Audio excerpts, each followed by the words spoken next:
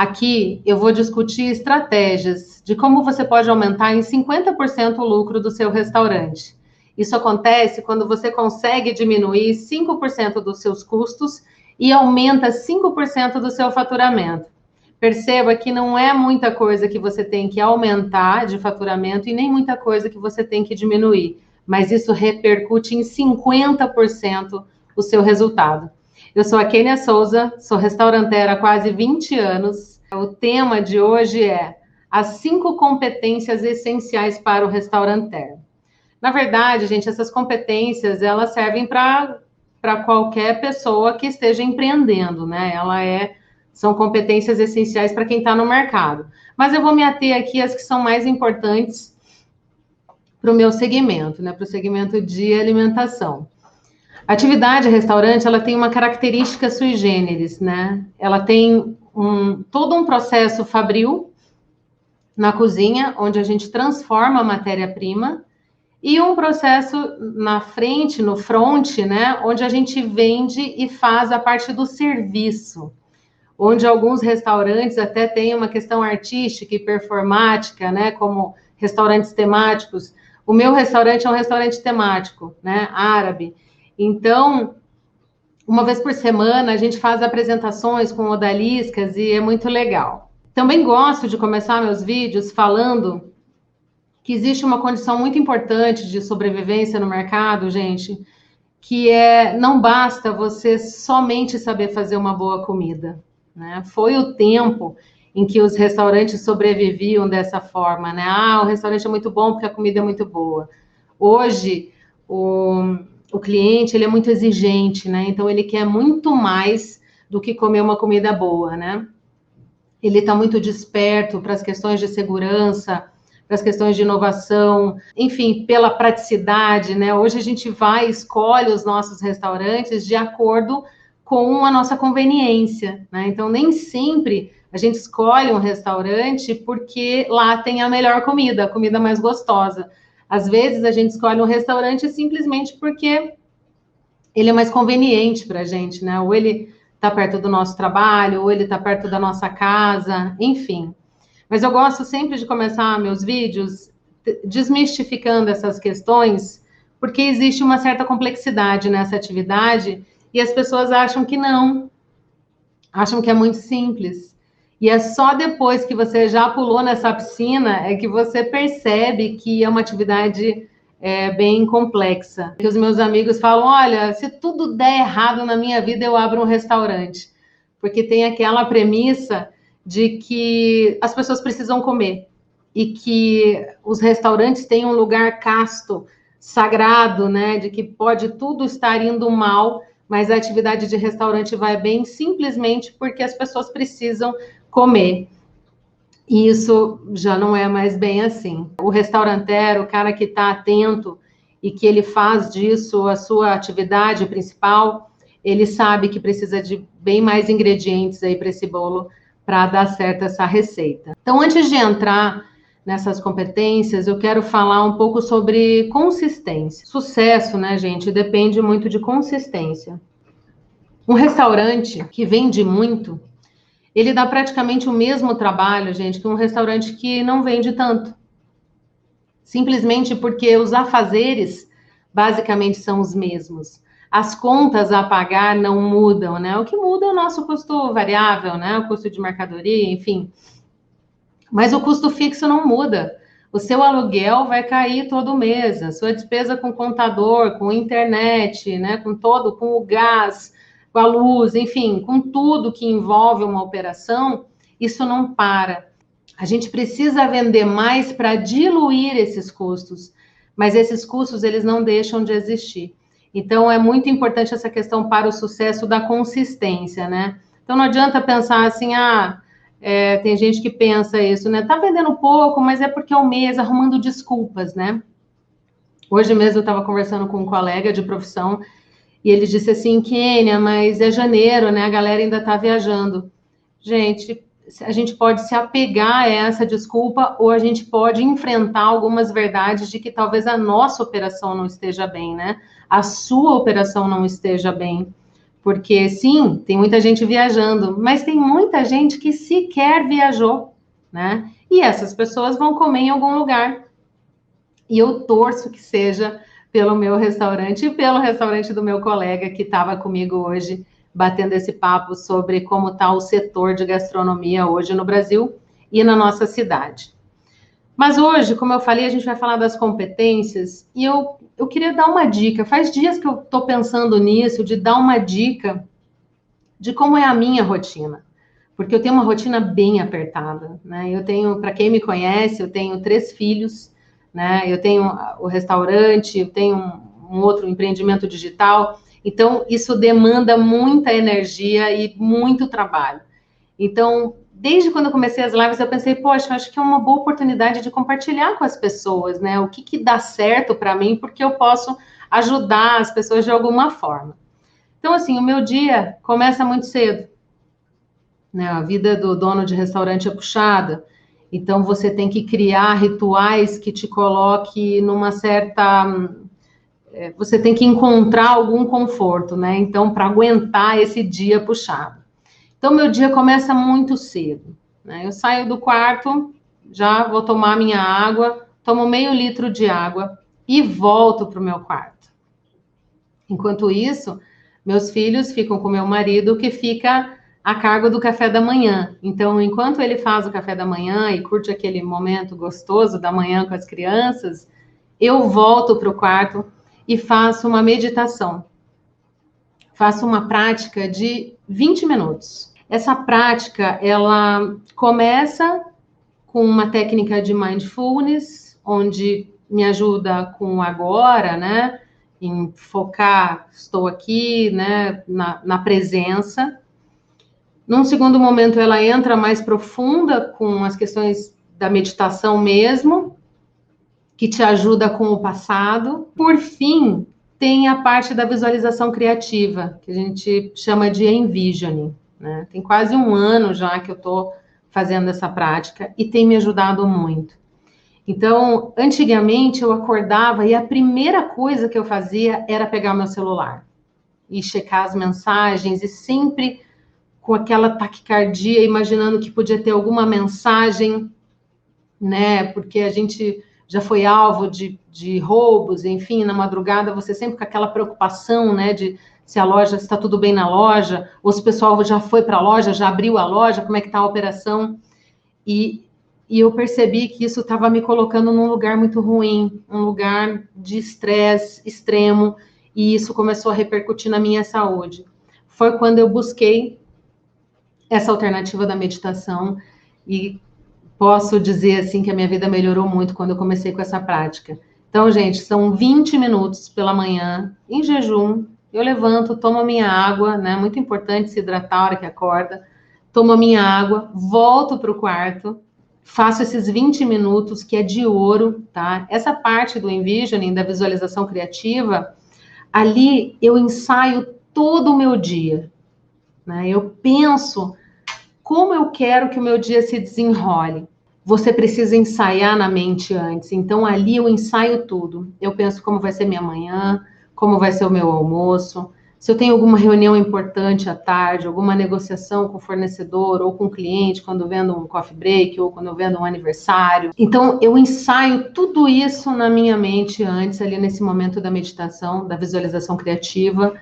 E imagino o final do meu dia, sabe? Tudo dando certo, eu voltando para casa, pegar as crianças, super feliz. E então eu volto, né, já louca para encontrar com a minha família, enfim. Então, eu vejo tudo isso acontecendo e me vejo indo dormir para ter o meu descanso merecido, tranquila e esperando ter uma boa noite de sono. Então, todos esses comandos são dados na minha mente nesse momento da minha meditação da manhã. Então, queria muito compartilhar isso com vocês, espero que ajude, né? E como eu falei antes, tinha uma Kênia estressada de antes e uma Kênia agora, versão 2021, né? Comecei em 2020, já está fazendo um ano que eu estou com essa prática, que é uma Kênia muito mais leve, mais tranquila e com mais força para enfrentar esse dia a dia, né, do empresário, que é puxado, gente. Não é mole, não. Não é mole, não, mas também é muito bom. Então, vamos lá para as competências que, ao meu ver, são competências fundamentais para qualquer empreendedor, sobretudo para o dono de restaurante. Vamos começar com comunicação, né? Eu estou aqui agora, no momento onde estou usando todos os meus recursos internos, pessoais, né, para fazer essa comunicação, né, de conseguir tirar o que eu planejei antes, o que eu imagino, né, botei no papel primeiro e depois está aqui nesse momento passando para vocês. Então, é preciso ter essa habilidade de comunicação. Sem essa habilidade de comunicação, fica muito difícil você empreender, né? Como que você vai lidar com fornecedores? A gente tem fornecedores bacanas, mas a gente tem fornecedores difíceis também. Como a gente vai lidar com os clientes? Temos clientes tranquilos, excelentes, mas também temos clientes muito exigentes, clientes difíceis, onde ter uma boa comunicação é essencial, te coloca num lugar melhor, né? Te deixa mais preparado. E comunicação com a sua equipe. O empreendedor, o dono de restaurante que não se comunica bem com a equipe, esse cara vai ter muita dificuldade, porque a gente precisa extrair esse melhor dessas pessoas, né? Essas pessoas têm que estar motivadas, têm que estar a fim de trabalhar de verdade, porque são essas pessoas que vão ser a cara do seu restaurante. Você não vai lá correndo na cozinha, faz o seu produto, corre na copa e depois corre no atendimento, leva na mesa. Não. Né? E tem toda a parte administrativa financeira. A gente depende de muitas pessoas na jogada, né? E essas pessoas têm que estar bem alinhadas com os nossos propósitos, né? Com os nossos objetivos. E seguindo essa linha, a segunda competência seria trabalho em equipe, ao meu ver, né? A segunda competência mais importante. Você precisa saber trabalhar em equipe.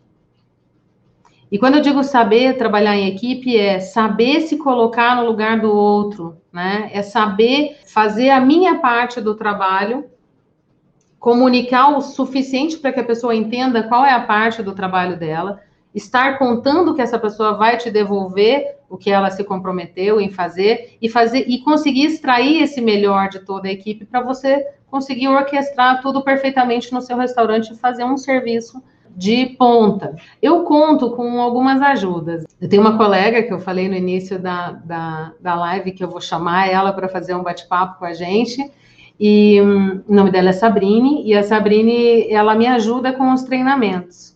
Eu gosto muito de trazer uma energia de fora, porque, muito embora eu faça muita reunião, a gente faz pelo menos uma reunião por semana com a equipe, é gostoso quando traz essa energia de fora. Essa pessoa que vem dar o treinamento, ela vem com o know-how dela, normalmente ela se inteira do mercado, porque ela quer trazer uma contribuição extra, ela não está ali para falar só de motivação, só de trabalho em equipe, só, né? Ela quer fazer uma contribuição, então ela sempre traz informações riquíssimas. E no caso da Sabrine, a Sabrine atende muitos profissionais da minha área, então, ela sempre sabe como está o mercado, sempre sabe dar um exemplo. Olha, em tal lugar, os caras estão fazendo isso e está muito legal, o resultado está muito bom. Enfim, então ela traz esses componentes. Então, mais uma dica aí, treinamento, muito bom a gente fazer treinamento, mas também é excelente trazer essa energia de fora, que dá uma dinâmica, fica gostoso. E eu busco sempre, gente, é uma questão minha, né? Quando eu formo uma equipe, um dos valores que são, assim, ó, para mim é principal, eu busco pessoas leais. Então, na minha conversa, no meu bate-papo com a pessoa, antes da contratação, eu já dou um jeitinho de descobrir se essa pessoa está alinhada com esse meu princípio, com esse meu valor. Se essa pessoa tem lealdade.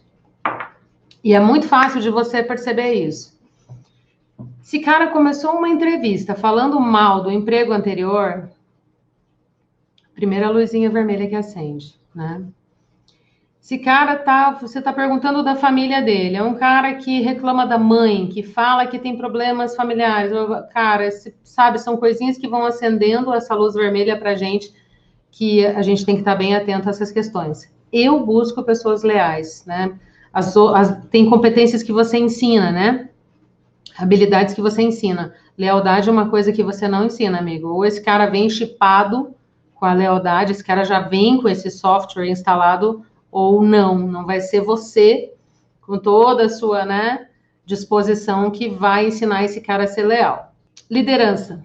Sobre liderança, também eu gosto muito de dar um exemplo, que é o seguinte: liderança, gente, também tem muito a ver com consistência, né? Eu dou sempre o exemplo da academia, né? Você vai na academia e malhou, você chega em casa, tira a roupa, se olha no espelho e fala, pô, não mudou nada. Tá bom, no outro dia você vai na academia de novo, malha, chega em casa, vai tomar banho, tira a roupa, se olha no espelho e não mudou nada, né? E isso vai 2 dias, 3 dias, uma semana. E aí o que acontece? A gente desanima e para, né? A maioria das pessoas desanima e para. E aí nunca vai ter aquele corpo desejado. Por quê? Porque precisa de consistência. Você não constrói um corpo definido, um corpo saudável, do dia para a noite. E me diga você, adianta então você ir para academia, tem aqueles afoitos também, né? Vai para academia e malha, sei lá, 3 horas. Você vai sair malhado, definido de lá? Não, porque o que importa é a consistência. É melhor você malhar todos os dias 20 minutos do que você malhar, sei lá, uma vez por semana e ir lá quase se matar na academia, fazer 3 horas de academia. Então, consistência. 20 minutos apenas por dia é o que te coloca nesse lugar.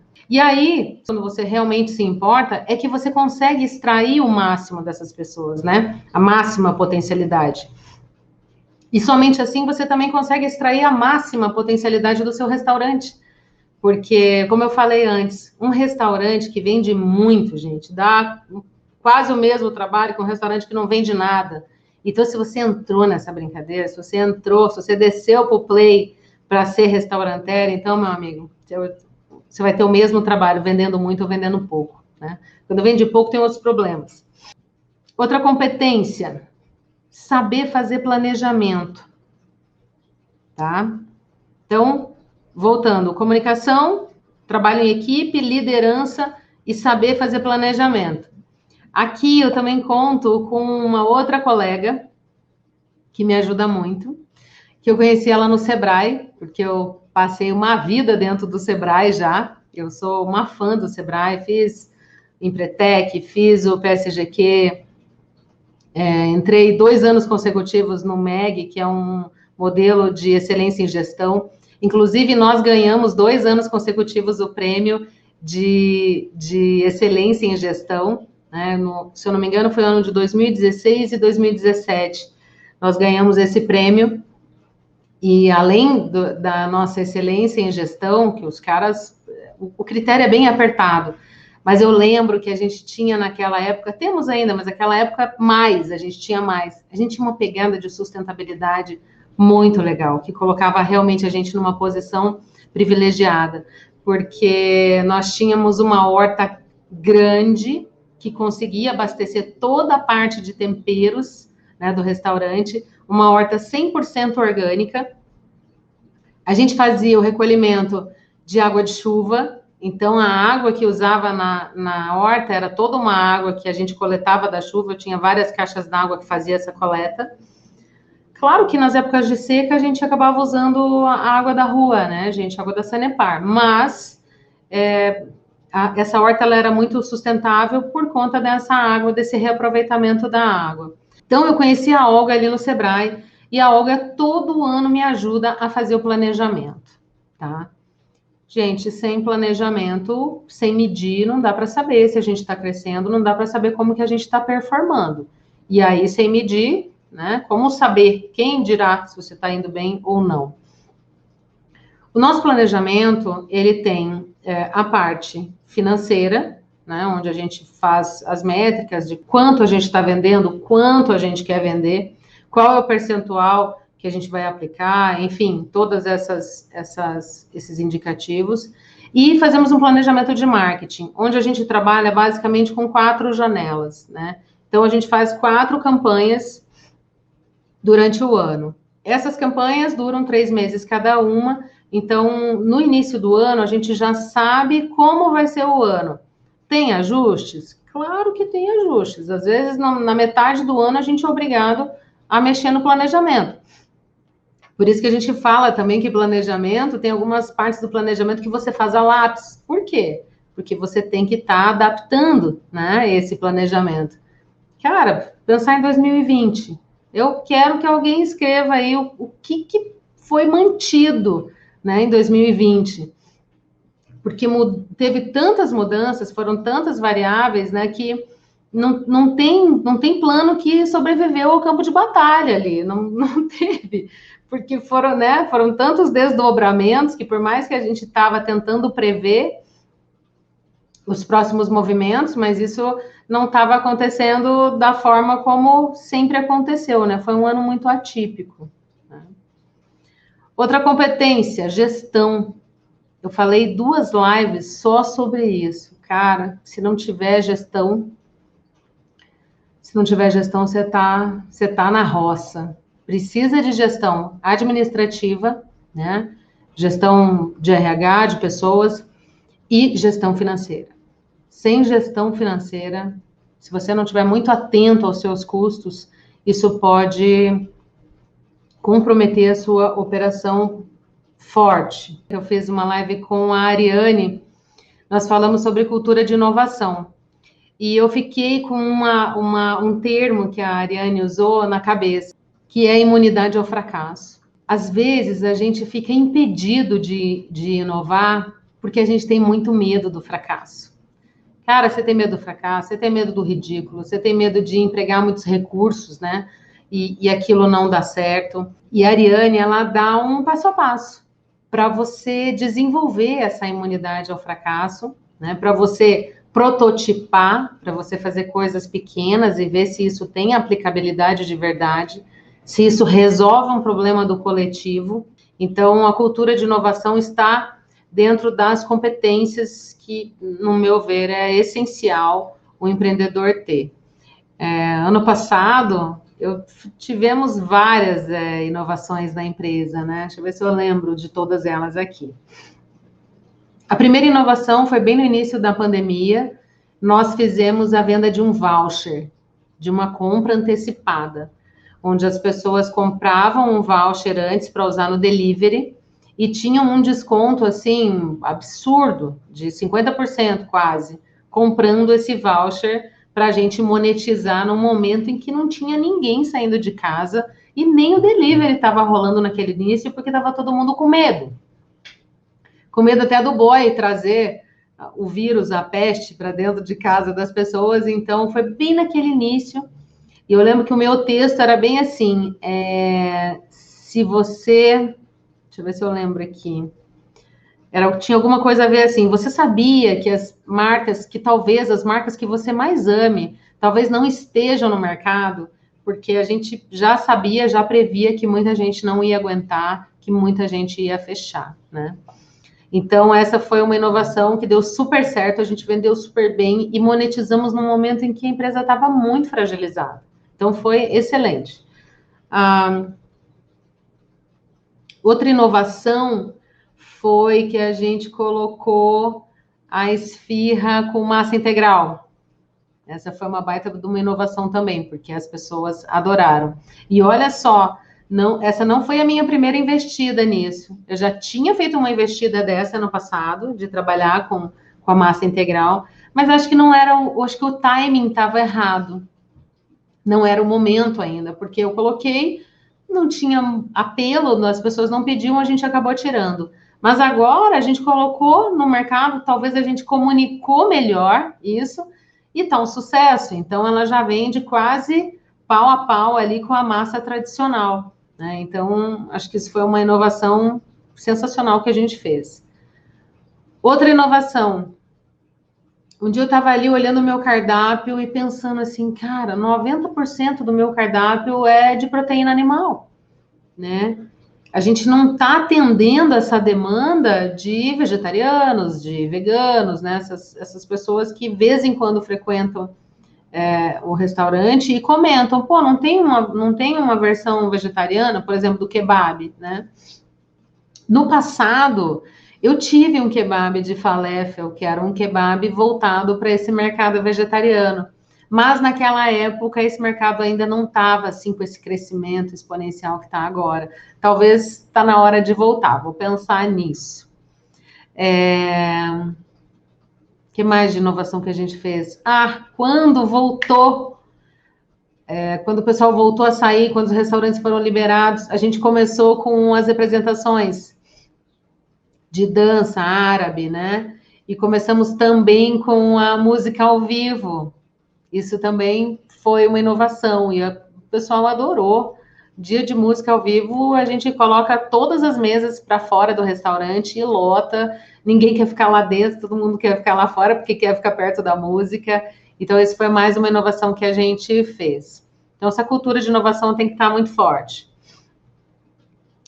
Outro item que eu elenquei aqui como uma competência muito importante, fundamental, é da inteligência emocional, né?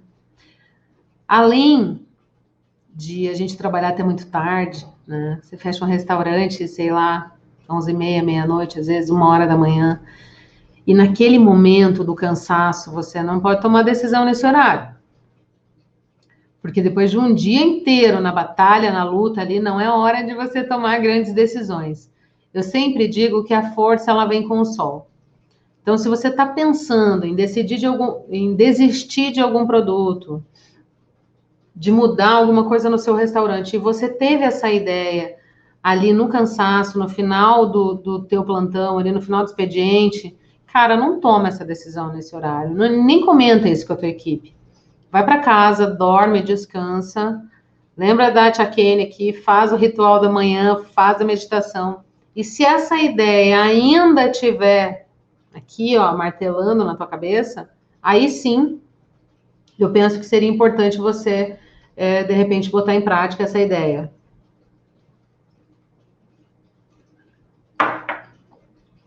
Então, inteligência emocional, para lidar também com todas aquelas questões que eu falei antes, lidar com o funcionário, lidar com o fornecedor, lidar com o cliente, lidar com o boy. Cara, é preciso muita inteligência emocional, então o dono de restaurante, ele tem que ter. Eu vou colocar também no meu canal do YouTube um vídeo que eu fiz, um campeão de visualização sobre a vida do dono do restaurante. Eu achei, esses dias, estava dando uma olhada no meu material, achei ele na minha monografia. E eu li, foi muito gostoso, e resolvi fazer um vídeo sobre isso, e foi um sucesso, assim. Mas eu vou disponibilizar, quem tiver interesse, depois checa no meu canal lá, que vai estar lá. Seguindo, então. Aprendizagem empreendedora. Gente, o YouTube está aí para contribuir enormemente, né? Não tem um assunto que você pesquise hoje que você não encontre lá, sei lá, 3, 4, 5, 10 tutoriais te ensinando a fazer determinada coisa que você está procurando. Então, você tem que ter essa aprendizagem empreendedora. Não tem mais aquilo de você, eu tinha que ter aprendido isso na universidade.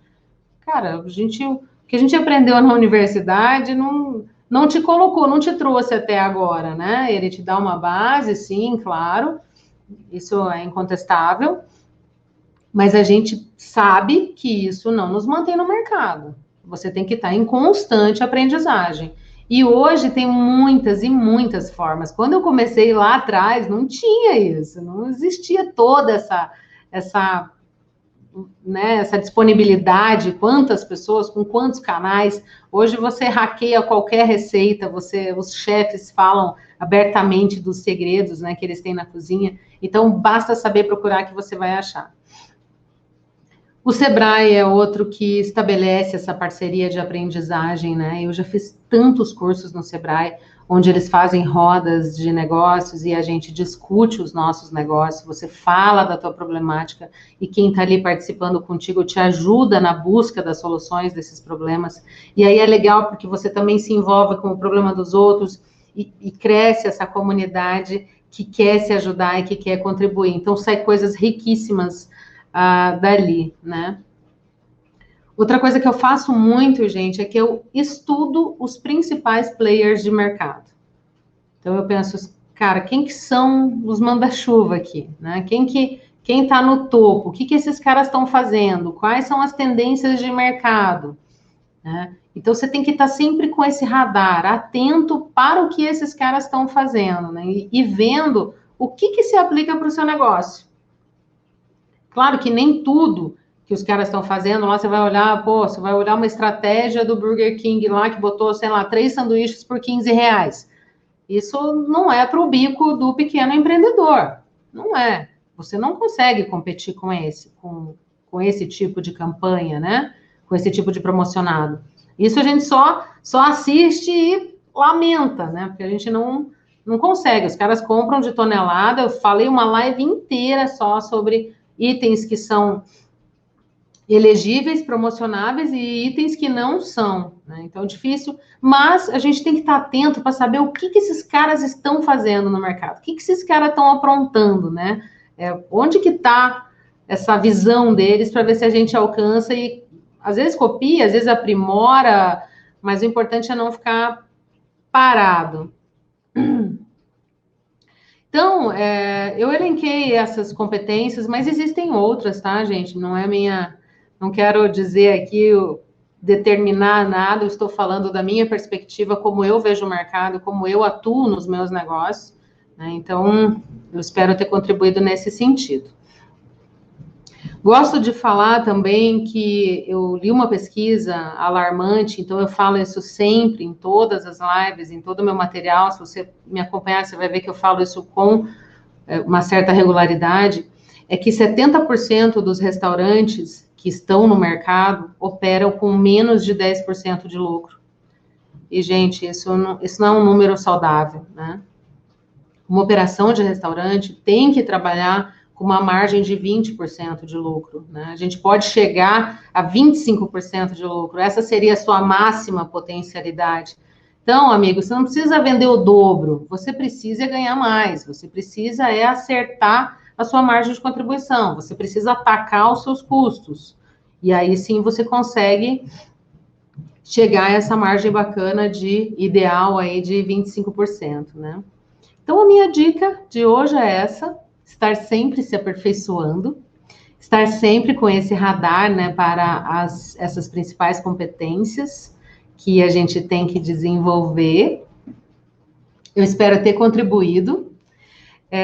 As pessoas têm comentado, têm mandado inbox, e eu fico muito feliz com essa interação. Então, se você tiver alguma questão, por favor, manda, porque ajuda na pauta. Um beijo e eu vou encerrando por aqui.